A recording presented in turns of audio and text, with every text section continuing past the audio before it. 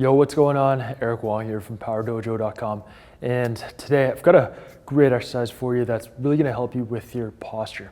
Now, a big problem that a lot of people have with respect to the advice that they get when it comes to posture and any kind of flexibility advice is that static stretching, that's what you got to do. That's all you got to do. And while it might be well-meaning, it's not always the most complete advice that's going to help you get flexibility gains long-term. Okay. Now the reason why is because it's not only about length of tissue, length of muscles to increase your flexibility, but it can also be strength to get in and out of the range of motion. It could be stability of that joint itself, because when you've got an unstable joint, your nervous system doesn't want to release muscles and allow muscles to move, because an unstable joint, when it can move along a great range of motion, is a risk for injury. So your nervous system wants to avoid that. So what you've got to do is you've got to not only address the tissue length and that kind of stuff, fascial length, joint mobility, but you've also got to address strength and reprogram the nervous system to see this new range of motion and to utilize it and to keep it as part of its new programming. Okay, so that's why we do exercises like this, and it's going to help to reprogram the nervous system to hold good posture. And it's also going to allow you to strengthen muscles that are required to maintain good posture. And it's going to help to open up those muscles that tighten up when you're slouched or we've got that forward head going on. Okay, so I call this exercise the active hands behind the head. And my powerDOJO, my inner circle members, they've been doing this for a while now and getting good benefits from it. And now I'm sharing it with you too. Okay, so for this exercise, now it's really great to follow this exercise, or to use this exercise following some joint mobility work for the thoracic spine, and also some static stretching for the pecs and for the shoulders here, that any muscles that contribute to the rounded shoulder posture there. Okay. Once you do those exercises, this exercise is great to do because it's a long hold isometric that's going to help you to keep that extended and open range of motion while reprogramming the good posture from the neck down through the shoulders and in through the scapula here. Okay. So for this exercise, what you want to do is basically get into good posture. Make sure you're relaxed, you're not tensed up, you're not hyperextended, but you're in good posture. Chin is tucked, so you pull that chin in. Imagine that a finger is coming at your chin and you're trying to get it away from the finger. That's kind of the motion that you want to do with the chin. You're in that good posture, and from there, all you want to do is very slowly, now this is very important, is to go slowly to bring your arms up behind your head without losing any of the other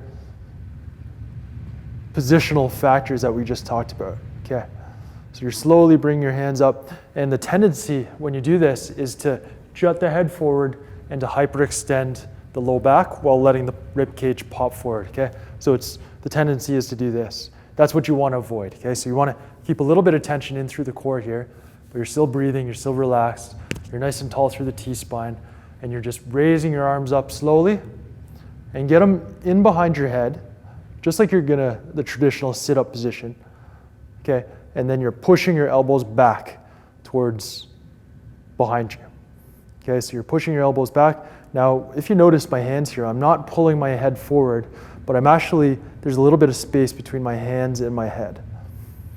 And once I get into this position, what I do is I actively keep pushing my elbows back towards the wall behind me, and deep breathing and staying relaxed. You notice my face, I'm not like really grinding it out. This isn't a 1 rep max. This is a mobility exercise. What we want to do is we want to hold it in a relaxed position, deep breathing. Without the deep breathing, you're not going to reprogram your nervous system here. And just hold this for up to 2 minutes, okay? And you want to hold it, you're not trying to fight to get to 2 minutes, but that whole 2 minutes of you holding it should be fairly relaxed, okay? The activity is coming in between your shoulder blades here. It's your scapular retractors, the rhomboids, middle traps, lower traps, and also through the external rotators, because when you're in this position, this type of motion, pushing the elbows back, that's gonna get the delts, and then keeping your hands away from your head, that's gonna get the external rotators involved as well, okay? So when you get into this position, when you first start doing this exercise, you might find it's really, really uncomfortable, or you're losing all those components, so you're losing the core, rib cage is flaring, chin's jutting forward, so you're compensating essentially to get your hands back here because you're too tight. So that's why it's really good to use this exercise following some static stretching of the chest to shut off those tight muscles in the chest, and also some thoracic spine extensions to open up the T-spine, okay? When you start off, you might be able to hold 10 seconds and then you get really fatigued. That's cool, shake it out, go again.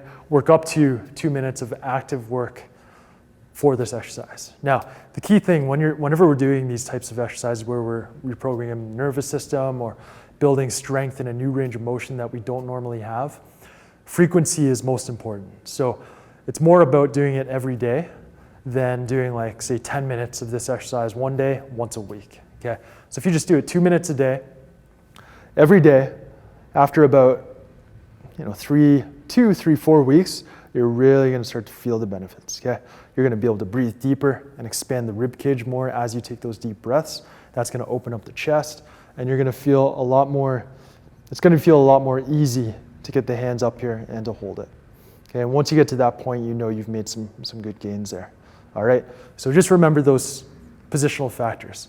You're starting off in good posture, neutral, rib cage is down, it's not flared up, chin is tucked, so you're nice and tall through the spine, and then you raise the hands up slowly. If you go too fast, you'll just lose everything, okay? So you raise the hands up slowly, and as you get there, you stay relaxed and breathe. And the whole time I'm actively pushing my elbows back and keeping my hands away from my head, okay? And that's it. That's the active hands behind the head. So if you like that exercise, make sure you click the link following this video and you'll get more just like that. All right, I'll see you next time. Peace.